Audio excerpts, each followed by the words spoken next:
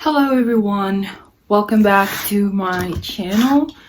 Today I'm going to be doing some monthly favorites, a January recap or something like that. This is my first video ever that I will be like showing you my face, so please bear with me if I seem a little bit awkward. And also, this laptop is for show, like there is nothing. It's completely turned off. There's nothing in it. I just wanted you guys to see like my cute stickers. Okay, books. Okay, let me get this because it's bothering me. I only read one book the month of January, and it's this one, An Offer from a Gentleman by Julia Quinn. It's in Spanish because I have the Spanish copy. I don't have the English copy, and in the Spanish is Te doy mi corazón, which is like I give you my heart. And what to say about this book? I don't know. I didn't know what to expect, because this was my first time picking up like a romance in a very, very, very long time. The last romance book that I read was Me Before You by Jojo Moyes, and that was like Moyes, I don't know. But the last book that I read was that one, and I read it like in high school. That's the only romance that I like. It's the only romance book that I'm ever able to till this day still read and still like enjoy it. So my problem with this book was that it was very tropified. It was very much tropes, very much yes, I guess I get the theme that it was like a Cinderella spin-off and very cute and all, but I feel like the characters were very flat. I don't know, it was just, I guess the characters were just flat. I did not like them. And it just wasn't very interesting. It wasn't very interesting. I read this in like what, 2-3 days, and I've forgotten all that has happened here. I've forgotten everything, almost everything that has happened here. I don't know what to say. I read it because I wanted to have it read before season 4 came out, because I loved season 2, and season 2 was the only season of Bridgerton that I ever watched. So I thought that the source material would be good, because since season 2 was so good, I was like, well, maybe the book is that good if they could make such a great adaptation. But I guess not. That's the only book I read. That's the only book I read for the month of January. But I do have more books that I'm gonna read and that I'm already reading this month. So I will be talking about my TBR in the last portion of this video. Okay, moving on to media. I did watch Frankenstein and I loved it. I loved Frankenstein so much. I watched it with my brother, and it was so beautiful. I think the movie conveyed very well that concept of the abused becomes the abuser. Like the way Victor treated the creature is very much how the creature treated him, and how the creature was so full of hatred, because that is what Victor ever showed to him, was just disdain and hatred, and treated him like a burden. And I feel like the creature was just so innocent, so full of love, and capable of love. Every child that is born, every baby is capable of love if you teach it that. But if you do not, and you just nurture them with hatred and resentment and disappointment, then that's all you're gonna get. That's all you... What I mean is that Victor didn't even give the creature a chance. I mean that he didn't even give it an opportunity to grow, to learn, and to be better. And I just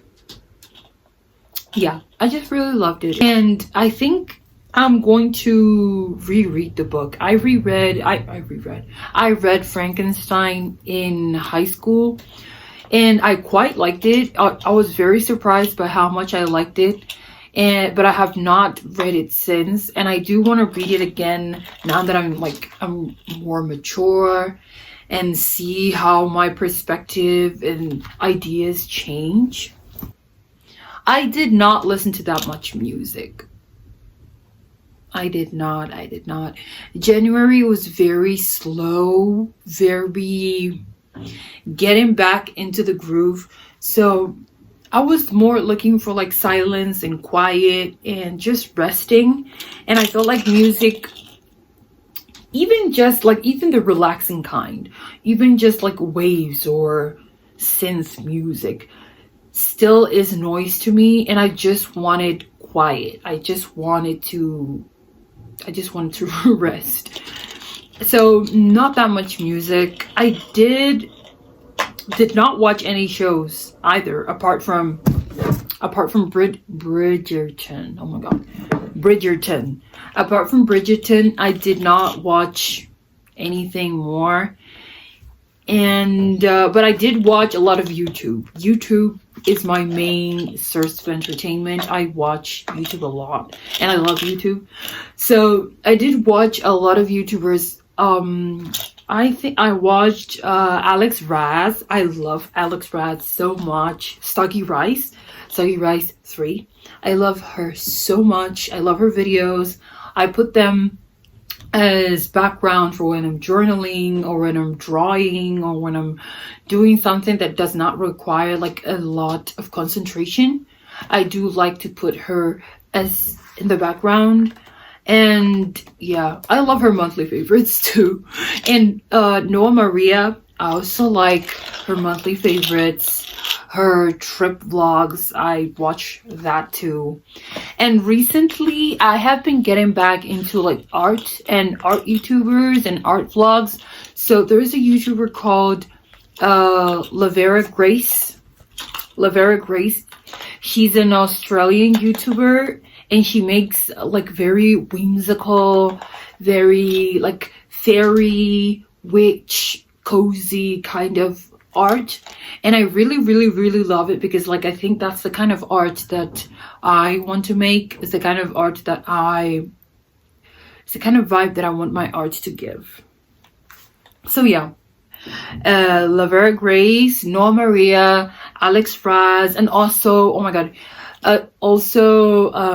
Danny Connor Wild. Danny Connor Wild, she's like a photographer, a wildlife photographer, and she lives in, I do not remember if it's in Norway or Sweden. I'm not sure. One of those Scandinavian countries, and she does a lot of wildlife photography of red-tailed squirrels. And I like it. I love it. It's very like relaxing. It's very grounding. Just seeing someone live a very normal life. Like, it's not like very grinding, girl boss, get your life together, rebrand. It's more like just living life, and also just enjoying things that you like photography. I also like photography, and I don't know, I just like watching her videos. So we're going to talk about miscellaneous things. First, we're going to talk about blush, makeup. So I recently got into makeup, do not judge, and I bought blush because blush is like my favorite thing ever. And I bought this blush. It's like tinted blush. I don't know if that makes sense, but like it's liquid. It's like liquid. And I also use it for my lips. I don't know if you're allowed to do that, but I do it, and it looks good on me, so I do it. I used to have powdered blush, but I did not like the texture, and I felt like it faded too fast. So now I use this one. we'll see. If I find a better one, then I'll get it. What next? This is a perfume oil. It's a what is this? Creamy dry oil. It's a coconut milk, jasmine, and chocolate fragrance, and it's a multi-purpose dry oil. So I use this for like my body. I just put it on my body, and it just it smells so good. It smells amazing. I like it. This is my first time ever using a perfume oil, and I think I like it better because the scents are more like mild. I don't know how, like, they're softer to the nose. I have a very, very, very sensitive nose, and I only like soft fragrances, and normally they're more like how do you say it? I don't know, say like very sugary scents, like cinnamon, brown sugar, coconut, almond, that kind of stuff, because I feel like I don't know how to talk. Floral scents abuse my nose, and it just feels like it's attacking me. So I don't like floral scents very much. Jewelry. So I recently got this necklace from where did I get it from? Brandy Melville. It's like a dream catcher. It's like a dream catcher with like shells and a star and like some kind of rock, blue rock here. And I like it. It's very me, very like earthy, very calming. It's very calming. And so yeah, I've been wearing this a lot. I've been wearing silver a lot recently because I find that silver really matches with my skin, and like I prefer it more than gold. I like silver because I feel like it just soothes me. And I also have this, I got this silver hoops also from Brandy Melville.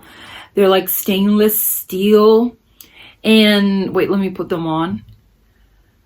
I just really like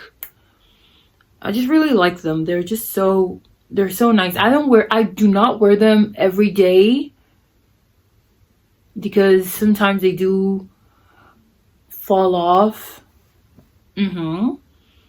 They're so pretty. I'm gonna leave them on for the rest of this video. And then I also got this like a bracelet. It's from Brandy Melville too, but there is a charm that fell off. It was at the Statue of Liberty and it fell off, and I do have it, but I do not know how to put it back on. So art, yes. Recently I've been getting into so many things recently. I've said like recently more than 5 times in this video, but I've been getting into a lot of things recently. So recently I got back into my sketchbook, and guys, this is a very big moment for me. Okay, it was a very big moment for me to draw on this sketchbook again, because let me tell you when I started this. April last year. I started this last year, April, and my last drawing, when was my last drawing? I'm sure I have it here. I have it here somewhere. June 19. This is my last drawing, and it wasn't even a drawing. It was like a journal dump. It was like a journal dump about how I was so frustrated that I couldn't draw. I was in a very serious art block, and it really affected me, and I was so sad. I felt like I would never be able to draw ever again. And but this month, like this past January, I just randomly drew one day, and I did not stop. I was I don't know, I just recently, sorry, okay, I'm gonna try and use another word. I got into H2O and started drawing like mermaids everywhere, like just everyday mermaid. Oh wait, I don't know if you can see it, but that's a mermaid. That's another mermaid. Another mermaid. I don't know if you can see it, but let me, oh god, wait a minute. I'll do it like this so you can see better. That's the mermaid. Okay, another mermaid here. Another like sequins mermaid something. Another mermaid. In this case, this is a merman. Yeah, and I even wrote like his lore and everything. What did I even write here? This is a merman. This is a specimen. This specimen is a fully grown adult merman. Very rare species. They're usually in groups with other female mermaids, as only one or two are needed for reproduction. They die at fairly young ages, and after mating seasons, they separate from the group and just float into the sea alone.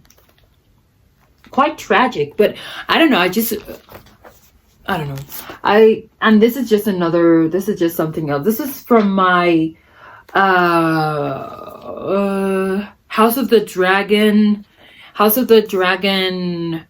era. I'm in my House of the Dragon era, okay, right now. House of the Dragon phase, because I'm reading the book. I won't say anything. Wait a minute. Let's get to the TBR. But yeah, this is like it's like an OC, I guess. Another one of my favorites is my Longchamp. I have a little keychain here, but I love this bag. Actually, I got this for myself like as an early Christmas present, and I felt I was feeling a little bit reluctant and resistant to wearing it out and taking it out, because I felt like the image of the Longchamp is very like sleek, boss girly. Why do I keep saying boss girly? Girl boss kind of thing, kind of vibe. And I'm very much not that vibe. I'm very fun, not saying that girl bosses are not fun, but you know, the image, the aesthetic, the vibe is not what I represent. You know, it's not my vibe, it's not my style. So I didn't know how to wear this bag. I didn't know how to, like, I had the vision in my head for what I want this bag to be, but I didn't know how to execute it without feeling like an imposter. Like, I would go out with this bag and I would feel like I was wearing a costume, because I was just feeling like I was pretending to be something I'm not. But you know, I tried to wear it how I would wear it. It's open every time, all the time. It's open. This flap does not close. I'm sorry, this flap is always open. And I have this keychain, which is very much unserious, and I'll be adding other stuff to make it feel more like my own, more comfortable, and I'll be able to wear it without feeling like I'm faking something. So this bag, love her so much.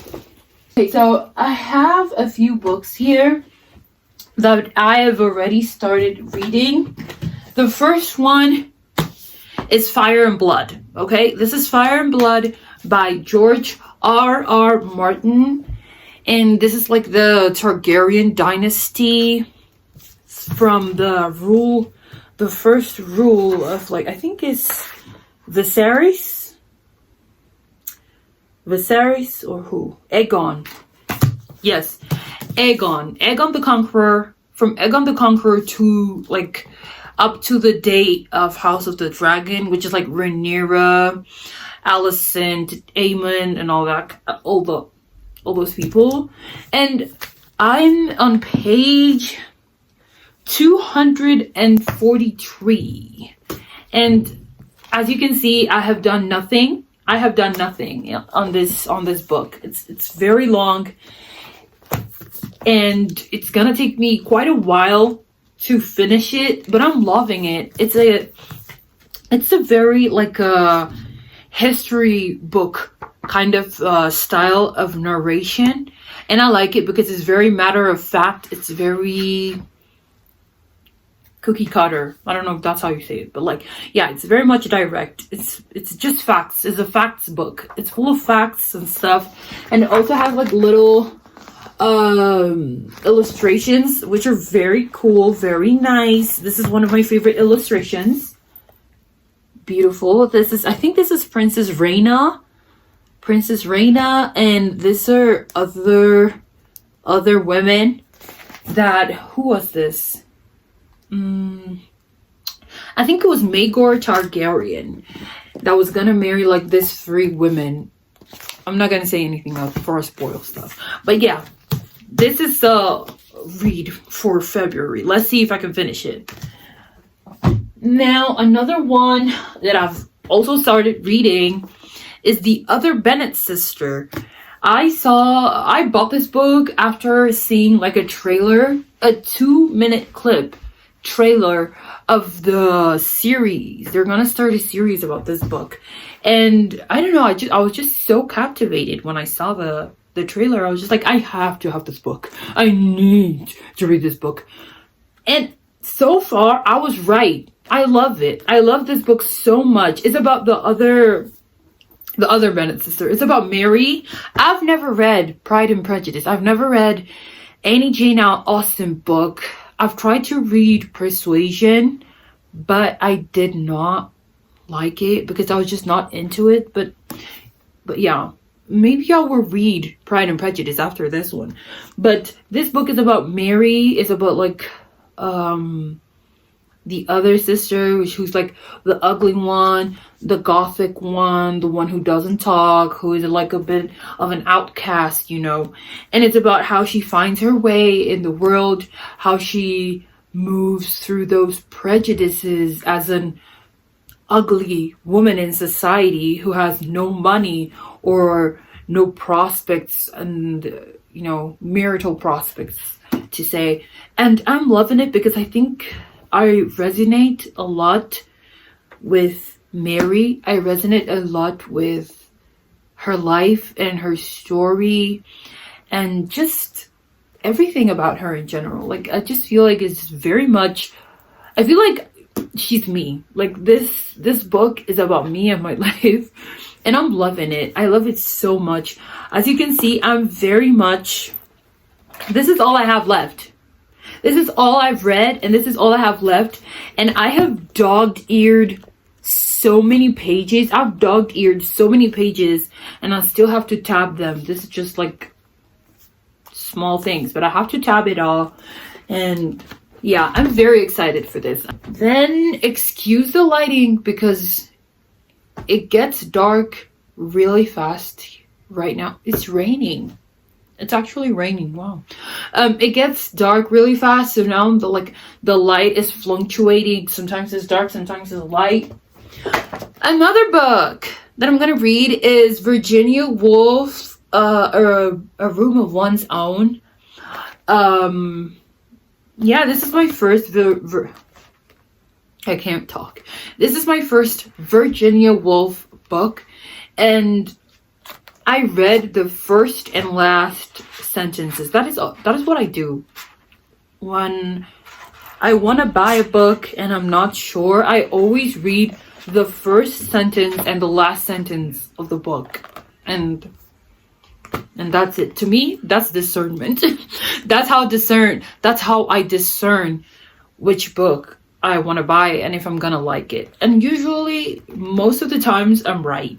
And yeah, so this is like I'm just very excited to read this one. I've heard a lot of good things about this one. It's like an introduction to like feminist and female authors and essays and that kind of stuff, and I'm really wanting to read this one, so we'll see. I've also been thinking of buying Beloved by Toni Morrison. By Toni Morrison, and it was between this one or Beloved, but now I think I'm just gonna buy Beloved too and just read it because I really want to read that one. It was either Beloved or Blue Eyes, Bluest Eyes or Blue Eyes. I'm not sure, but it was either that one or Beloved, and I chose Beloved. So it's gonna be Beloved after this one, or maybe at the same time. We don't know. But yeah, this one. And then this one is gonna be a reread. The Goldfinch by Donna Tartt. This book is oh my god. I'm so scared. Oh my god. I'm scared to reread this. But it's gonna be more than a reread. It's gonna be like a light skimming. You know, I'm gonna skim through this because I want to make a video in depth about this book, because there's a lot of things in this book that I love and that I want to discuss. Yeah. So yeah. And I think that is all. If there's any more books, which I think there will be. I think there will be more books. But yeah, I still do not know how to organize like my recaps, because I really want to make it like a seasonal thing. I want to make it like a seasonal thing, like what I read in winter, what I read in spring, what I read this autumn, what I read this summer, instead of like what I read in January, what I read in March, what I read, because I don't really, what I read bleeds into the next month. For example, like I have books that I read, for example, I start in November, I finish in December, or maybe I start in November and then I do not finish it till January. So I don't know where to put it in the category. Category. Do I put it in like my November reads? Do I put it in my January reads? And I'm just very much of a seasonal reader. Mood reader. Like I read, if I'm feeling like reading this book, then I'm gonna read this book, even though I said that I wanted to read this one first. Or maybe this one is for December, but I really want to read this one, even though, you know. So I do not like to restrict myself or be very, very strict with myself when it comes to reading. I want to make it as enjoyable as I can. So maybe I'll do it like that. I'll make it like a seasonal thing. So this is all the books that I'm going to be reading in this next month or months. I don't know. You never know. So yeah, these are the books. And that is all, guys. I really hope you liked this video. And yeah, in the next video. Bye.